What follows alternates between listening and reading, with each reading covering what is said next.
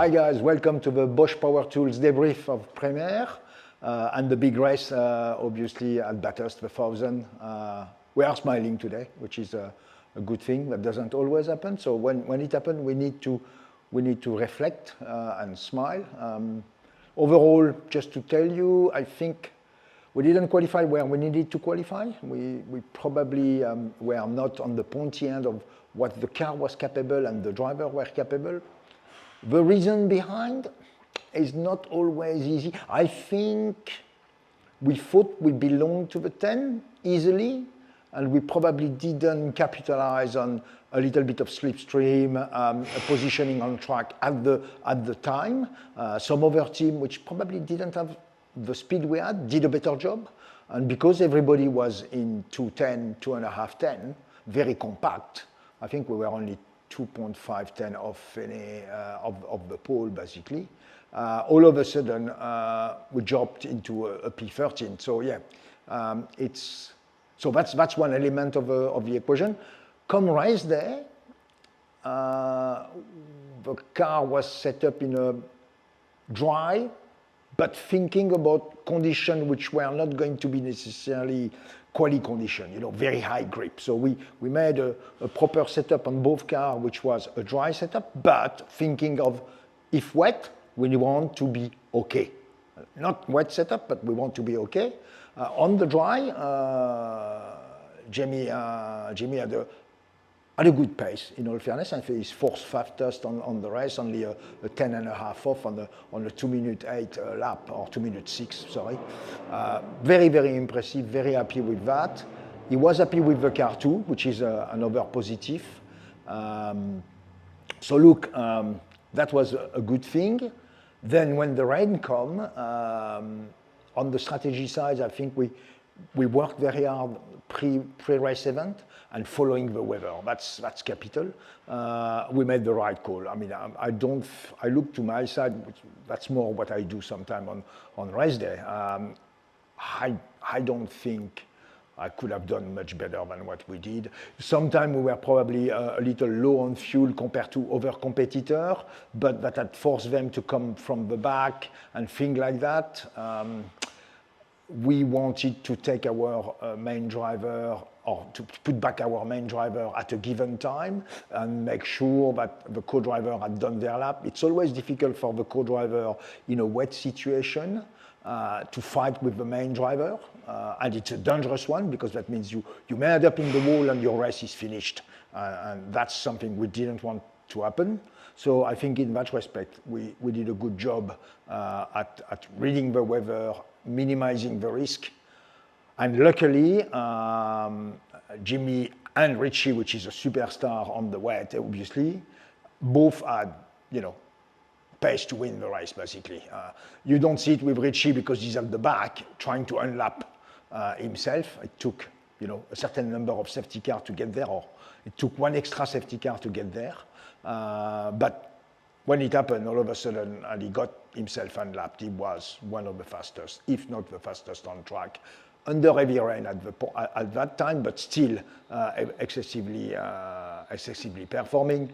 He said to us, unfortunately, he said, look, I put too much pressure on myself. I didn't need to go to do that. I needed to let the race come to me, and I got excited and made that mistake. It happened.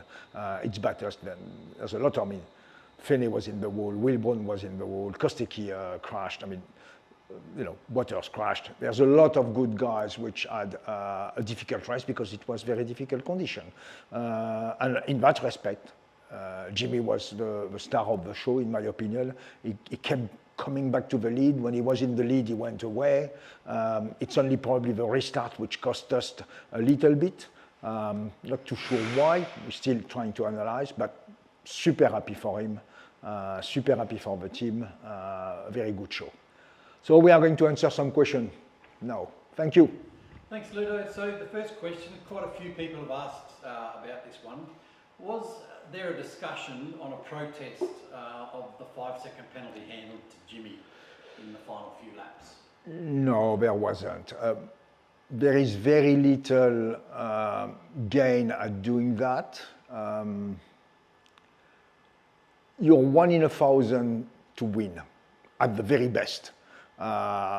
So, yeah, no, there wasn't. We were not trying to protest that because that's the rule. You know, at the end of the day, there's a referee, and he takes decision on the field, and you can't just wind back. I mean, that one is probably a bit easier because you can still discuss. He still won the race, or sorry, he still passed the flag in first, etc., etc. But then, look, this is not who we are, I think, and that's not what Peter Xiberas is.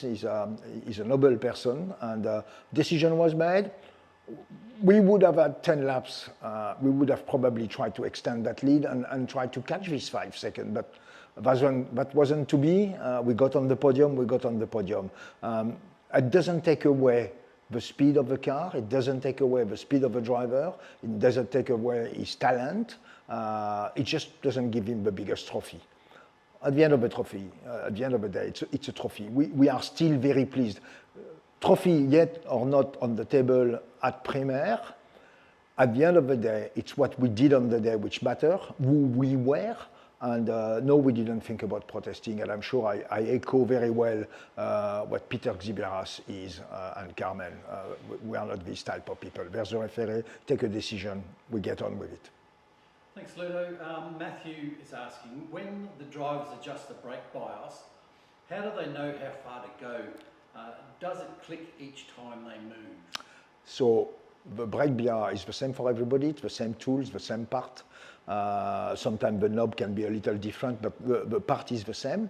It clicks every quarter of a turn. So there's 4 clicks per turn. So click, click, click, click. You've done 1 turn. Click, click, click, click. You do another turn. Usually 1 turn equivals, not completely, but often it's a 1% of shift. So from a 60% to the front, you go to a 59 or a 61. So it's pretty precise, and they read that on their dash too. So we've got the read on the dash of where is the position of the sensor. There's a sensor on the back of that, so we always know where is the brake balance via us and them. Thanks, Ludo. Dylan is asking, what's your opinion of Flash's weekend at Nash Morris? Yeah, so yeah, when I read the question, it took me a second. Oh yeah, okay, Flash. Look, is a contender for the future, in my opinion.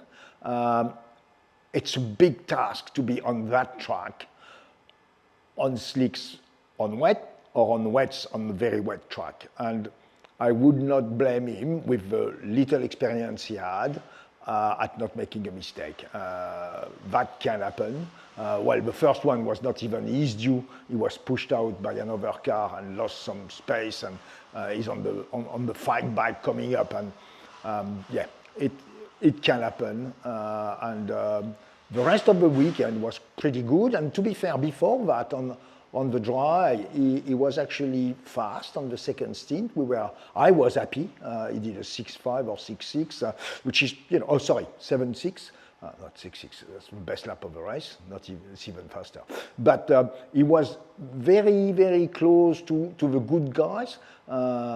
So pretty impressed on his dry pace on the second stint, where there's a bit more room. We are not following as much. It's a bit more easy.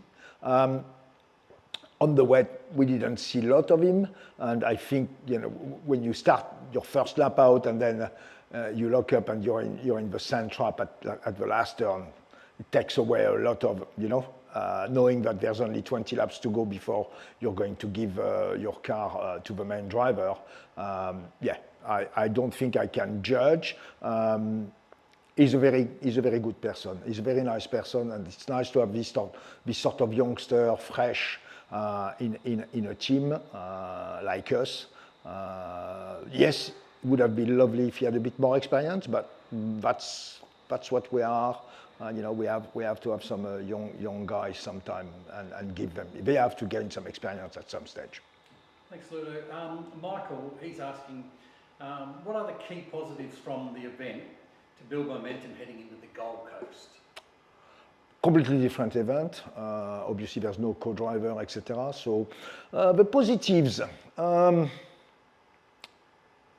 Well, Jimmy still got it at Bathurst. He's been a superstar for us the last 3 years, let's face it. It was very good last year at the Gold Coast, so let's hope we can repeat. He's obviously going to have a good morale, and that's going to help. What can we transfer? It's a very different setup. So probably the morale of the team, the smile in the team, and the positiveness, that's going to maybe translate into, a better attitude and, more proactive, hopefully. But in terms of setup, very little. There's not, we can't, there's no crossover in between the two tracks. Thanks, Ludo. Daniel is just asking how effective were our communication processes in such a high pressure weekend, particularly during the weather changes, pit stops and the safety car calls? Look, we are using some state-of-the-art radio communication system, so we can talk to each other, we can talk to the car, so we select who we talk to, etc., etc. So that simplifies the communication. There is two elements in your question, I think. One is communication, making sure that we make the right, that the call goes to the right person, etc. So that's a bit of training, knowing which switch you go on to, and to be fair, I am in between the two engineers, so sometimes it's a switch, but sometimes it's an elbow, hey mate, and then we talk. The most important element, I think, is getting prepared, getting ready to make the call. There's a psychology element in it, and there is another element which is playing it before. So I think I spent half of the weekend and the week at thinking about the weather. Right from Thursday, we looked at the weather on Sunday, and we said, and I said at the time, it will be wet by 11 to 2 o'clock. We didn't know very much the window at the time, and then by Sunday morning, we know it's around 1 o'clock, 1:30, maybe 2, because that weather on orange, it's coming from the west. That weather is quite clearly coming, but sometimes it vanishes. So there's weather, and then it vanishes, it's not there, and then it pops back up. So you've got to always look at your radars. And then we did another good thing during the week. On Thursday, our co-driver had a session practice 2 on wet, which was wet. And we decided very quickly. Let's go and give them some lap. And we were the only 2 cars for probably 10 minutes going around on wets. Yes, it was only wet at the top and it was dry at the bottom, but it does give you, it can happen during the race. If it happened in practice 2, it can happen. So I think we gain a little bit of understanding of what the tire is doing, what the driver needs to do. And that's another pre-plan of, when does the wet turn up? Does it take 2 laps? Does it take 1 lap? What are the conditions, etc. So, as I say, pre-planning, making clear what's the decision, and we decided to react very, very sharply in wet condition. That was the good call.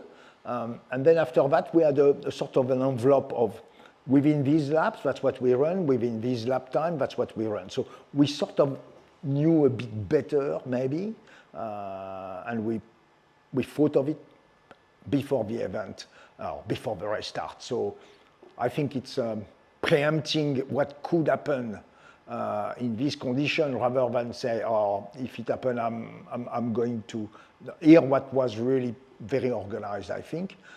We always said we needed 4 sets of wets, 3 sets of slick. We could only have 8 sets of tire mounted. Yes, it's an organization, and I think we played it right this time. Thanks. Now our final question is coming from Dawn, and she's just wondering where we could find improvements for future endurance rounds. There's always plenty. Well, setup-wise, we were probably still on the slick, not as fast as we would have liked. We probably need even again more awareness of the weather to make the call completely easier to make. And that's that awareness. It's knowing if it's raining on the mountain, knowing these sort of elements. Staying calm, maybe that's one thing we didn't do enough on 62. We took a long time to unlap ourselves, and when we did that, we probably had another 30 laps or 18 laps. Sorry, we had 18 laps when that happened. But 18 laps is a very long time. You know what I'm saying? If you're a second and a half, 2 seconds quicker, you can catch the train or catch the top 5, 6 car in front of us. We had 4 cars in front of us when we had this accident. So yeah, maybe that's one thing we could have managed better, is help the driver. Just stay calm, you're doing great, carry on, don't force it, unfortunately. Yeah, but these are, I think, yeah, I'm happy with the race and how it developed. I'm not too sure we could have done much better. Yeah. Yeah. Maybe we can analyze where to restart best. Maybe where we restarted wasn't the best. I'm not sure. It's always easy after to say, oh, you should have done this, should have done that. But yeah, what we need to do is make sure we analyze every element. And the one which didn't work perfectly was the restart. And the reason for it and things like that. So yeah, there's always something to. There's always a couple of stones we can lift and find some gold. Here we go. We'll see you after the Gold Coast, obviously, and thanks for tuning in.